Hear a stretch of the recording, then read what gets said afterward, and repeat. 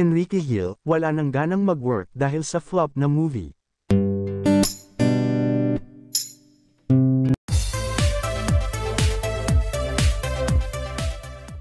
Anong nangyayari ngayon sa aktor na si Enrique Hill? Bakit wala na siyang drive magtrabaho tulad ng dati na kaliwat kanan ang ginagawang projects?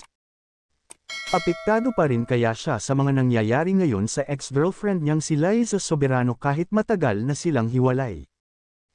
Naging usapan sa isang episode ng OG Diaz Showbiz Update, ang kapamilya star na si Enrique Hill matapos mabalitaan ni Showbiz Insider OG Diaz, na tila nawala na raw ng ganang tumanggap ng proyekto ang aktor matapos ang medyo hindi raw pagtabo sa takilya ng kanyang comeback movie na I Am Not Big Bird.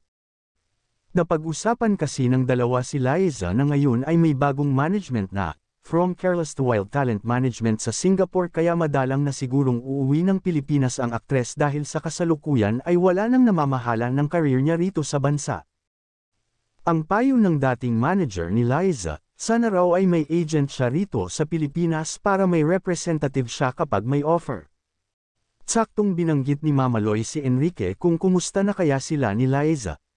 Hindi raw masyadong visible ngayon ang aktor na napababalita ring abala sa isang pelikulang isasabak sa Metro Manila Film Festival.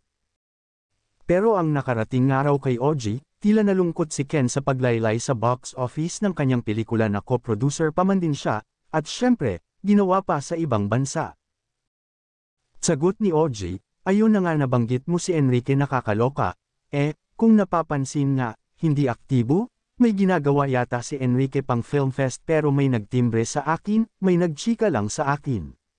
Si Enrique ay nalungkot duwan sa outcome sa box office ng I Am Not Big Bird, produced ni Ken, yun pa naman ang kanyang unang sabak sa pagbabalik, showbiz, kaya lang hindi pinalad sa box office, sabay tanong kay Mama Loy, nag-number 1 ba sa Netflix? Hindi naman. Sagot ni Mama Loy, hindi ko napanood, lumabas na ba sa Netflix? Oo, nasa Netflix pa napapanood, medyo devastated si Enrique, say ni OG. Matatandaang ang nabanggit na pelikula ang isa sa mga pa-comeback ni Enrique sa ABS-CBN matapos ang matagal-tagal na hiatus, nang samahan niya ang girlfriend na si Liza Soberano sa Amerika upang tuparin ang dream nito pagdating sa kanyang international career. Nang mga sandaling iyon ay nasa ilalim pa siya ng Careless Management, na pagmamay-ari ni James Reid, at Nazi chismis na jowang si Jeffrey O.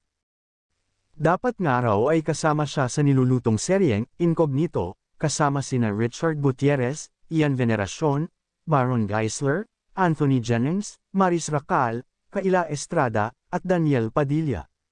Hindi raw masyadong visible ngayon ang aktor, pero ang nakarating nga raw kay OG, tila nalungkot si Ken sa paglaylay sa box office ng kanyang pelikula na co-producer pa man din siya at comeback movie sana.